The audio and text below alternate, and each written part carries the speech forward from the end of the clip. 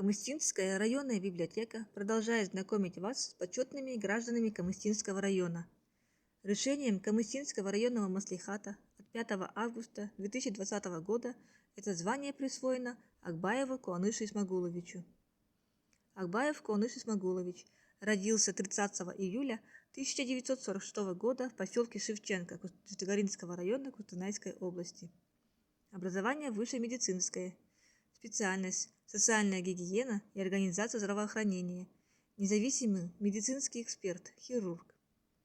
Трудовую деятельность начал в 1971 году после окончания Целиноградского медицинского института.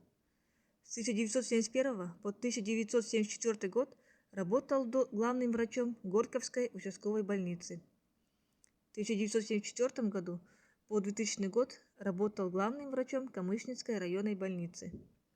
В период 2000 по 2009 год был директором Департамента медицинского контроля по Костанайской области Министерства здравоохранения Республики Казахстан.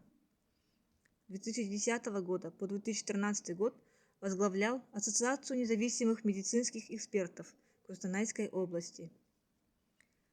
С 2013 года и по настоящее время является директором ТО Костанайский областной филиал Республиканская медицинская академия. За 26 лет руководства здравоохранением Камыстинского района Куаныш Исмагулович проявил себя как умный, требовательный руководитель и специалист. В период его руководства медицина района стремительно развивалась. Благодаря его напору, энергии, умению убеждать в районе в сложные 90-е годы удалось сохранить систему лечебно-профилактических учреждений. Одной из выдающихся заслуг Куаныша Исмагуловича перед Камыстинским районом является его инициатива и настойчивость в вопросе строительства новой больницы. Имя Акбаева Куаныша Исмагуловича занесено в почетную книгу Костанайской области. Ему присвоено звание «Лидер сферы образования».